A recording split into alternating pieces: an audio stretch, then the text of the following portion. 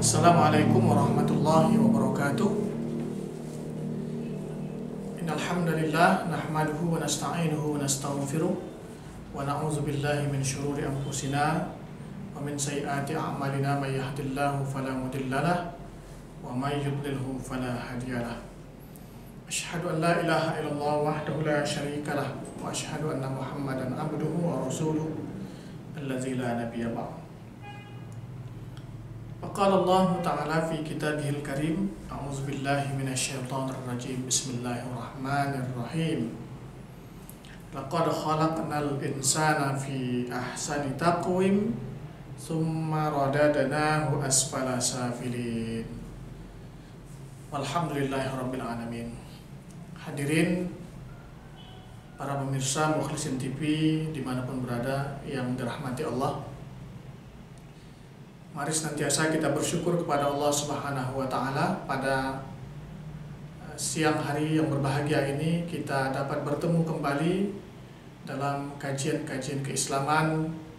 Semoga kita semua makin bertambahlah keilmuan, makin kokoh keimanan kita, makin rajin kita melaksanakan ibadah kepada Allah Subhanahu wa Ta'ala. Salawat dan salam kepada Rasulullah SAW, juga kepada para sahabat, para keluarga, dan seluruh umat Islam. Hadirin yang dirahmati Allah, pada kali ini kita akan sampaikan berkaitan dengan kedudukan manusia menurut Al-Quran, bahwa sesungguhnya manusia ini adalah makhluk yang sempurna diciptakan Allah Subhanahu wa Ta'ala. Tidak ada yang tidak sempurna. Bahkan dalam Al-Quran banyak Allah menjelaskan tentang kelebihan dan kemuliaan manusia. Maka beruntung dan bersyukurlah kita bahwa kita terlahir menjadi seorang manusia, hamba Allah Subhanahu wa Ta'ala. Tetapi memang semua yang diciptakan Allah adalah yang terbaik. Tapi manusia adalah makhluk yang terbaik di antara makhluk-makhluk yang lain.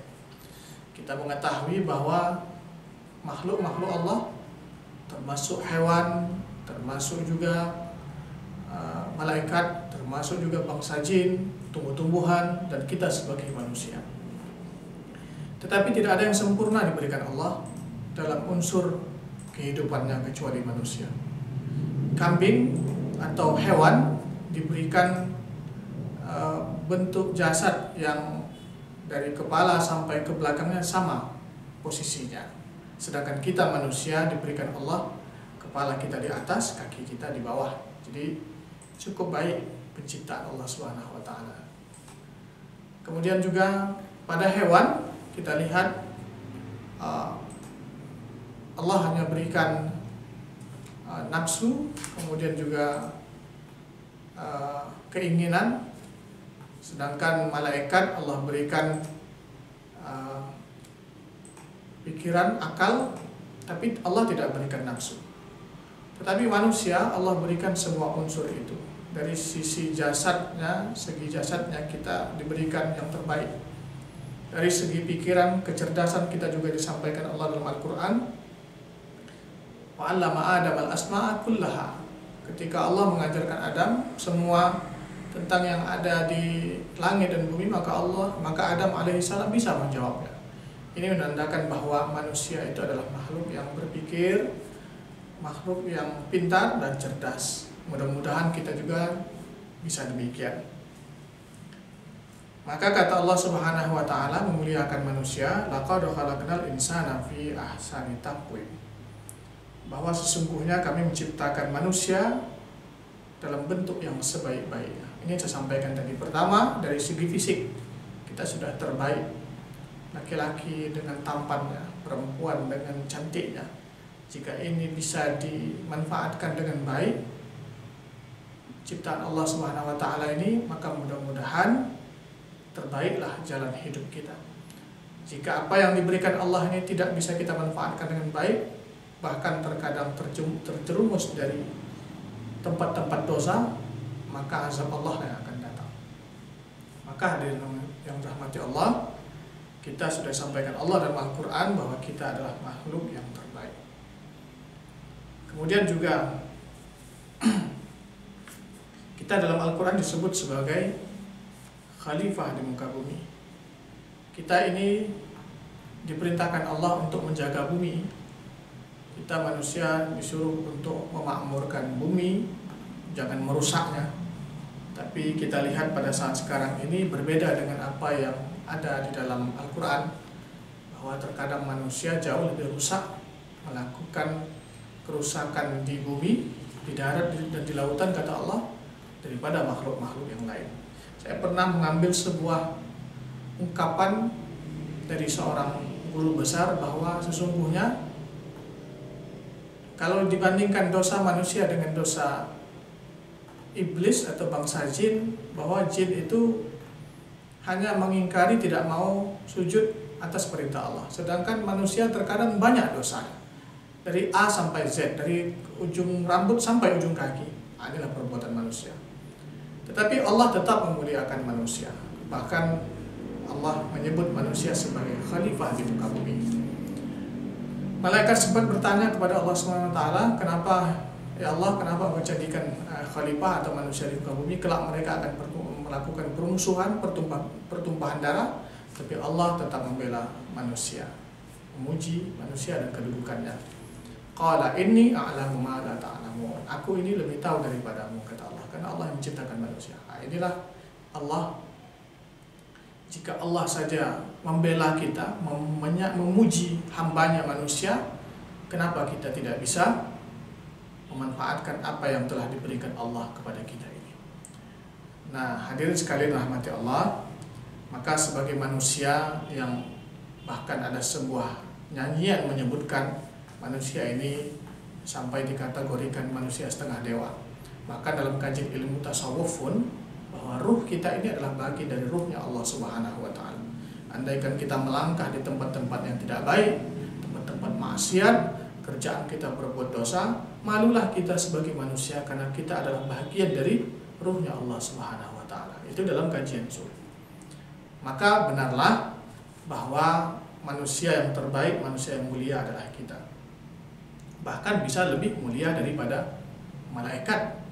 Dan itu tertuang dalam Al-Quran juga menyampaikan, andaikan kita manfaatkan telinga kita, kita gunakan pendengaran kita, kita gunakan penglihatan kita, gunakan hati kita untuk memahami hidup ini dengan baik, sesuai dengan penciptaan dan fitrahnya sebagai manusia, maka mudah-mudahan kita bisa lebih sempurna daripada malaikat. Memang asal manusia adalah makhluk yang fitrah. Kullu mauladun yuladu 'alal fitrah. Ya, semua manusia diciptakan dalam keadaan suci. Kita ingin mengarah ke sana menjadi seorang yang suci dan baik. Tetapi manusia ini ada sindiran Allah dalam Al-Quran, bisa lebih hina, bisa lebih parah perilakunya daripada binatang. Balhum adall, kal an'am balhum adall. Jadi ada kalimat di situ bahwa manusia ini jika tidak bisa memanfaatkan unsur yang diberikan Allah, ada akal, ada pikiran, ada kecerdasan fisik yang sempurna, hati, pendengaran, penglihatan, tidak bisa kita manfaatkan dengan baik, maka manusia ini bisa lebih rendah daripada binatang. Dan itu banyak terjadi pada saat sekarang ini. Kita menghinakan diri kita sendiri, maka Allah pun akan menghinakan. Jadi sebenarnya yang menghinakan, yang merendahkan diri kita itu adalah diri kita sendiri. Hewan saja terkadang tahu siapa ibunya. Hewan terkadang tahu siapa anaknya. Tetapi terkadang manusia, na'udzubillah summa na'udzubillah, berbuat zina, berbuat maksiat kepada orang tuanya, kepada anaknya. Nah, inilah manusia yang pada saat sekarang ini kita lihat. Mudah-mudahan kita sebagai manusia, umat Islam dijauhkan dengan hal yang demikian. Kita berharap apa yang disampaikan Allah Subhanahu wa Ta'ala, bahwa kita adalah laqad khalaqnal insana fi ahsani taqwim. Jangan sampai kita apa yang juga disampaikan Allah dalam surah At-Tin tadi, summa radadnahu asfala safilin, dan kemudian kami bisa kembalikan manusia itu dari tempat yang serendah-rendahnya derajat makhluk ciptaan. Maka hadirin rahmati Allah dimanapun berada, mari kita memahami apa yang sudah diberikan Allah kepada kita sebagai makhluk yang terbaik. Beribadahlah dengan sungguh-sungguh, berakidahlah dengan sungguh-sungguh, manfaatkan apa yang diberikan Allah. Maka kita dalam 24 jam harusnya bisa melakukan hal-hal yang baik, berbeda dengan makhluk yang lain.